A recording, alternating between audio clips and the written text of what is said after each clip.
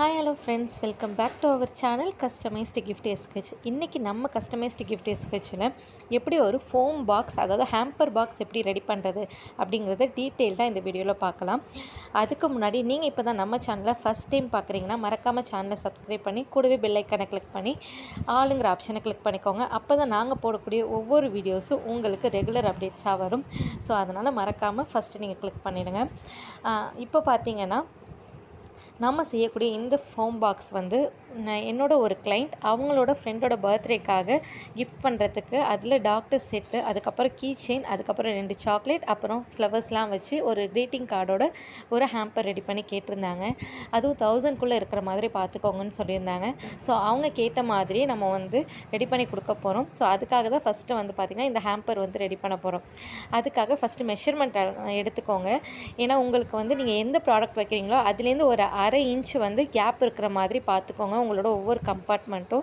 அப்படி இருந்தால் மட்டும்தான் நீங்கள் வந்து ப்ராடக்ட்ஸ் வைக்கும்போது உங்களுக்கு வந்து பார்த்திங்கன்னா ரொம்ப கம்ஃபர்டபுளாக இருக்கிற மாதிரி இருக்கும். அதே மாதிரி டைட்டாகவும் இருக்காது. ப்ராடக்ட் வந்து கரெக்டாக வந்து அந்த இடத்துல வந்து ஃபிக்ஸ் ஆகும். அதுக்கப்புறம் இதை வந்து பார்த்திங்கன்னா சுற்றி வந்து நம்ம பாக்ஸ் மாதிரி உருவாக்குறதுக்கு நான் சைடில் வந்து பார்த்திங்கன்னா 5 இன்ச்சு சைஸில் நான் வந்து போர்ட்ஸ் வந்து கட் பண்ணியிருக்கேன். அதே மாதிரி போர்டோட பேஸ் பார்த்திங்கன்னா A4 சைஸ்க்கு வந்து நான் கட் பண்ணி எடுத்திருக்கேன். இப்போ இந்த சைடில் உள்ள எல்லாத்தையும் வந்து நம்ம வந்து ஃப்ளெக்ஸ் குயிக்கை வச்சு நம்ம வந்து ஃபிக்ஸ் பண்ண போகிறோம். நார்மல் கம்ஸுமே யூஸ் பண்ணலாம், பட் ஆனால் அது அந்தளவுக்கு ஸ்ட்ராங்காக இருக்காது. ஸோ அதனால தான் பார்த்திங்கன்னா நான் ஃப்ளெக்ஸ் குயிக் வந்து யூஸ் பண்ணியிருக்கேன். இந்த ஃப்ளெக்ஸ் குயிக் பார்த்திங்கன்னா ஒரு 48, ஒரு 50, 55 அந்த ரேஞ்சில் தான் இருக்கும். ஸோ அதனால் வந்து பார்த்திங்கன்னா இது ஒன்று வாங்கி வச்சுக்கோங்க.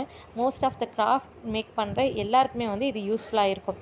இது நம்ம ஃபெவிக்விக் மாதிரி தான் இருக்குங்கிறதுனால ஈஸியாக வந்து நமக்கு வந்து ஃபோம் போர்டு ஒட்டும் போது டக்குன்னு ப்ளேஸ் ஆகிடும். அதே மாதிரி இது வந்து லிக்யூட் டைப்பாக இருக்கிறதுனால இமீடியட்டாக ஒட்டிக்கும். அதனால் ஃபோம் பாக்ஸ் எப்போதுமே நீங்கள் ஹேம்பர் ரெடி பண்ணுறதுக்காக ரெடி பண்ணிங்கன்னா நீங்கள் இந்த ஃப்ளெக்ஸ் குயிக் வச்சே வந்து ப்ளேஸ் பண்ணுங்கள்.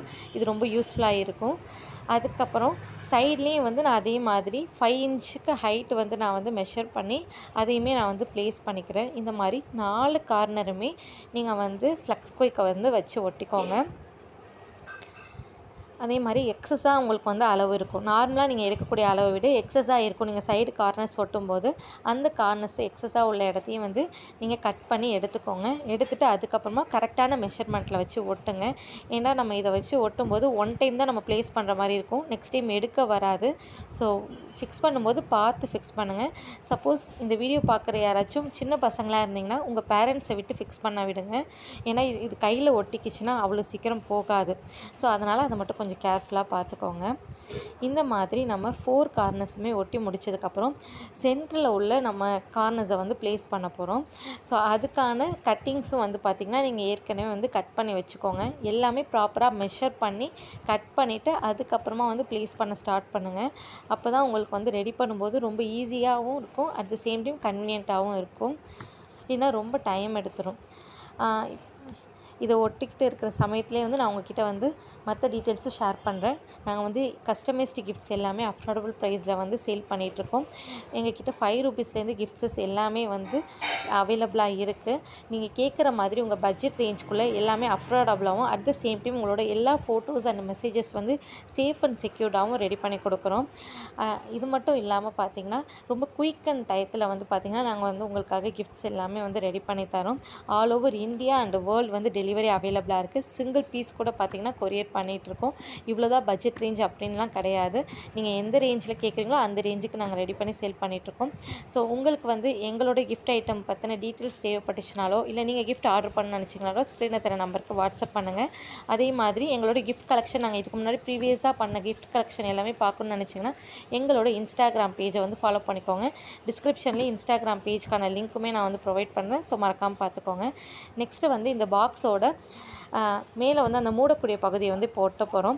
இதுக்கு வந்து நம்ம ஃப்ளெக்ஸ் குயிக் வந்து யூஸ் பண்ணக்கூடாது. இதுக்கு வந்து நம்ம வந்து நார்மலாக செல்லோ டேப்ஸ் இருக்கும் இல்லையா, அதை யூஸ் பண்ணி தான் ஒட்டணும்.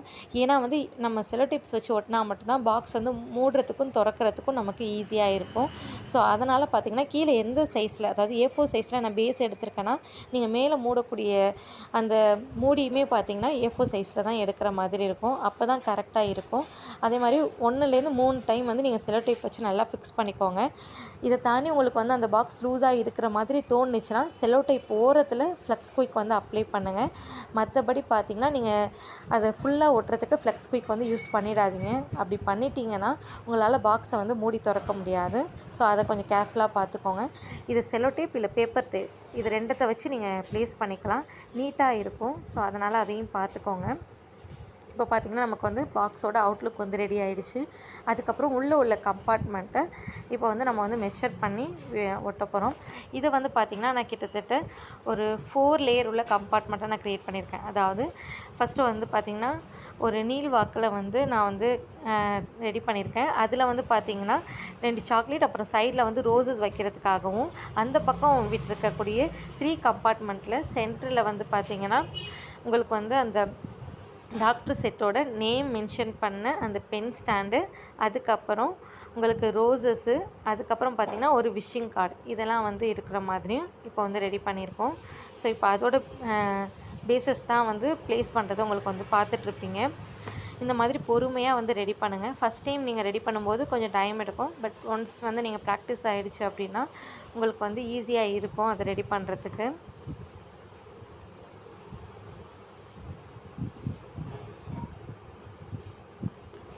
இந்த மாதிரி நீங்கள் ஒட்டுறதுக்கு முன்னாடி ஃபஸ்ட்டு நீங்கள் அரேஞ்ச் பண்ணி பார்த்துக்கோங்க, சைஸ்லாம் கரெக்டாக இருக்கான்னு. அரேஞ்ச் பண்ணி பார்த்துட்டு அதுக்கப்புறமா வந்து ப்ளேஸ் பண்ணுங்கள்.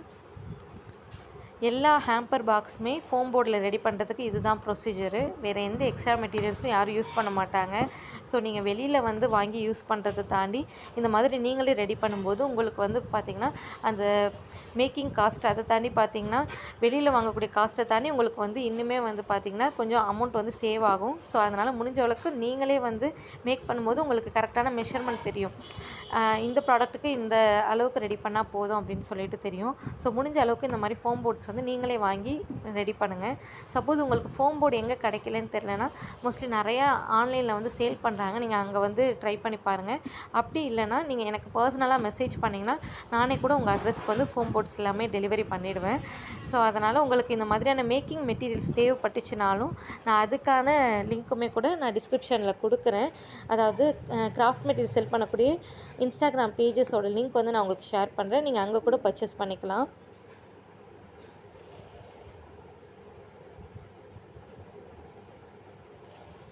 இந்த மாதிரி எல்லா கார்னர்ஸுமே வந்து நான் வந்து ஃப்ளெக்ஸ் குயிக்கை வச்சு ஃபிக்ஸ் பண்ணிக்கிறேன்.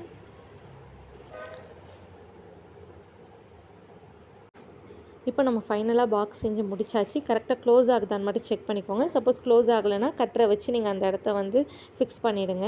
இப்போ ஃபைனலாக நம்ம பாக்ஸஸ் வந்து ரெடி ஆகிடுச்சு. நெக்ஸ்ட்டு வந்து ப்ராடக்ட் வந்து ஃபிக்ஸ் பண்ணுறது மட்டும்தான் வேலை, சுற்றி டெக்கரேஷன் பண்ணுறது மட்டும்தான் வேலையாக இருக்கும். ஓகே, இதோட ஃபைனல் லுக் எப்படி இருக்குன்னு பார்க்குறதுக்கு நான் வந்து என்னோடய இன்ஸ்டாகிராம் பேஜே வந்து பார்த்திங்கன்னா இங்கே ஸ்க்ரீன்ஷாட் எடுத்து சென்ட் பண்ணியிருக்கேன். ஸோ நீங்கள் அதை செக் பண்ணி பார்த்துக்கலாம். உங்களுக்கு இந்த வீடியோ பிடிச்சிருக்குன்னு நம்புகிறேன். உங்களுக்கு பிடிச்சிருந்துச்சுன்னா லைக் பண்ணுங்கள், பிடிக்கலனா டிஸ்லைக் பண்ணுங்கள். தேங்க்யூ.